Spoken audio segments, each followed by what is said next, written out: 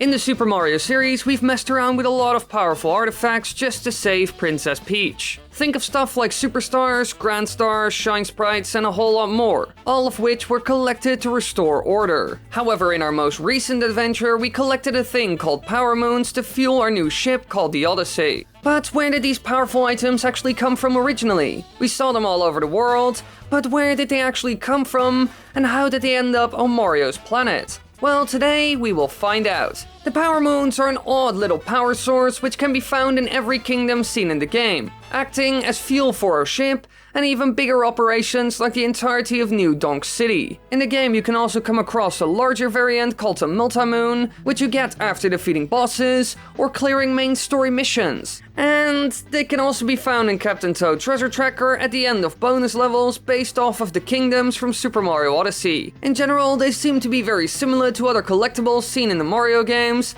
and their origins are also a mystery to us. So Wily, will you explain where those came from as well?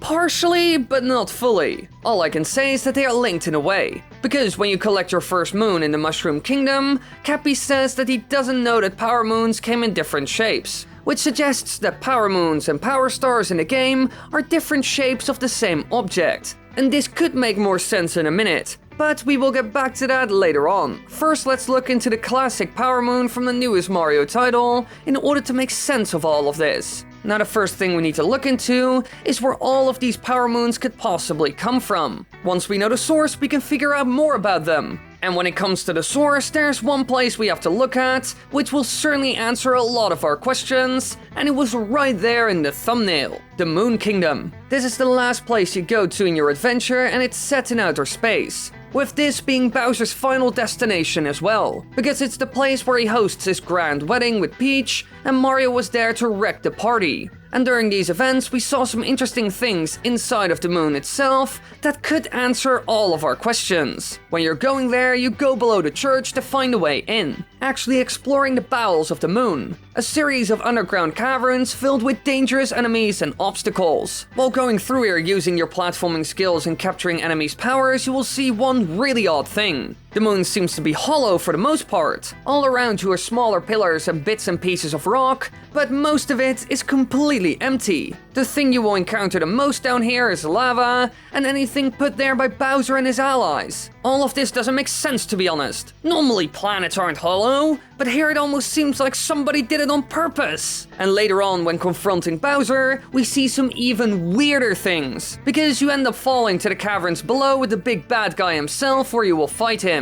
When you end up in this underground arena, you can see there's some weird purple fog everywhere, odd-looking crystallized pillars, and random electric sparks flying all around the place like a thunderstorm below ground. And by the looks of it, all of this energy is coming from the rock formations seen all around the arena, suggesting that these crystals hold some sort of power. But it gets even worse after this when you finally defeated Bowser by smacking him into the stone pillars seen around the place. Because the underground cavern starts to crumble, which is quite logical on the other hand. I mean, it's basically hollow, most likely making it all, pretty unstable. So thanks to this, all of them fall further down, and there's material blocking their way out of the caverns. In the end, Mario captures Bowser to destroy anything in their way, all while avoiding falling moon rocks. And after destroying a large moon rock wall, the heroes reach a room with a large structure in the center and 4 moon pillars in the corners. After breaking all of these, they get access to a hidden spark pylon, which allows them to escape from there. Now in this place, we once again see these weird crystal rocks, and when hitting them, light comes out of them. They seem to hold power. Now we can't be sure how much, but it does seem like the electricity seen earlier was coming from these moon rocks. We even see these later on in the game when they activate, allowing Mario to collect all kinds of new moons when broken. Now, as you can already see, all of this makes it look like the moons are born from the crystal moon rocks. The game's brochure called them cubes of mystery, and the following description is accompanied with them. Possessing unique metallic properties, it's hard to imagine how these cubic moon rocks form naturally, but they can be found in great abundance up here. Similar rocks have also been found in various areas on the planet,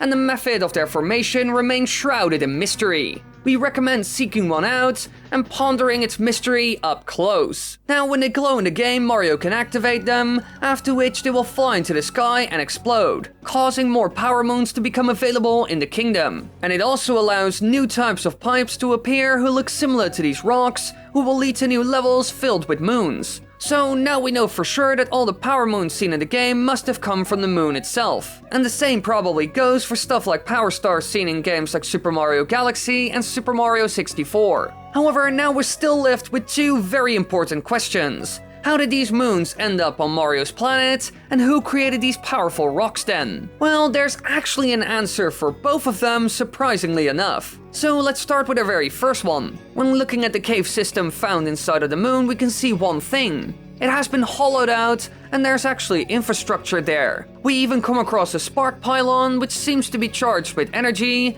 and as you can imagine, there must be a reason for all of this being here, and for the moon being hollow. Now, what I think that happened is that people have actually traveled to the moon at some point to get these precious rocks. We can already see that Mario is able to get there using a pretty small ship. I mean, let's be honest here, folk.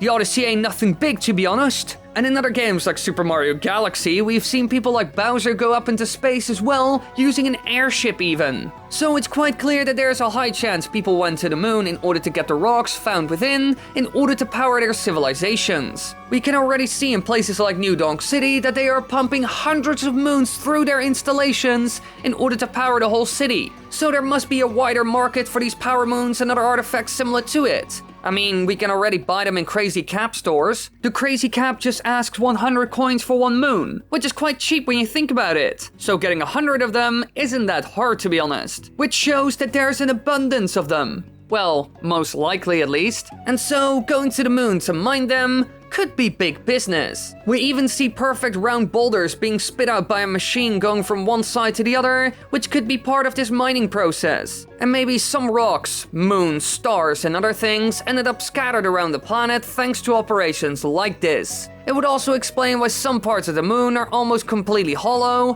while there is infrastructure found there. So this at least explains why the place looks like this, and how they ended up on Earth in all kinds of different shapes and sizes. But who ended up making these powerful rocks? Were they created there by natural means? Or did someone or something step in and bless this planet with unlimited power? Well, it seems like it wasn't a coincidence that these mighty moon rocks were found here. Even the brochure said it would be odd if they were created naturally. And guess what? There's a chance of a divine being creating them. Because when you look into the brochure in the game itself, it will say the following about the church-like building found on the planet itself. Legends tell of a moon goddess, and this wedding hall is said to have been created in her honor, although nobody is for sure. The stunning exterior contrasts beautifully with the black sky, a symbol of Honeyloon Ridge. Weddings here are often open, so lucky travelers can join the party. Now, this is all the information we get, so we don't know a whole lot. And this is also quite new for the Super Mario series. It ain't like The Legend of Zelda, where that's basically an everyday thing.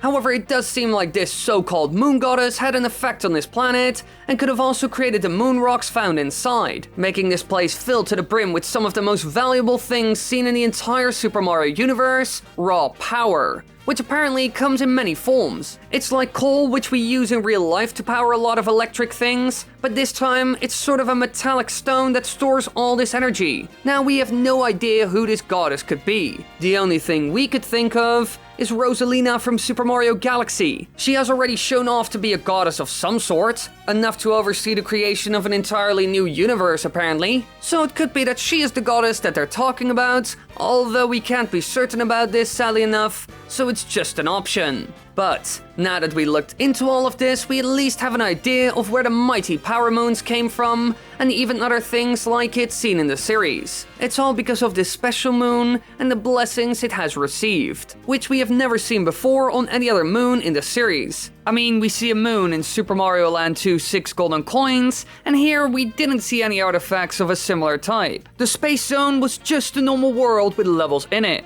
And even in games like Super Mario Galaxy, we didn't come across any moons holding so much power as this one seen in Super Mario Odyssey. However, to be fair, as far as we know, a god never interfered with those moons seen in the other games. But apparently the moon floating around Mario's planet is different. And to be honest, it's very special thanks to the powers it has been granted.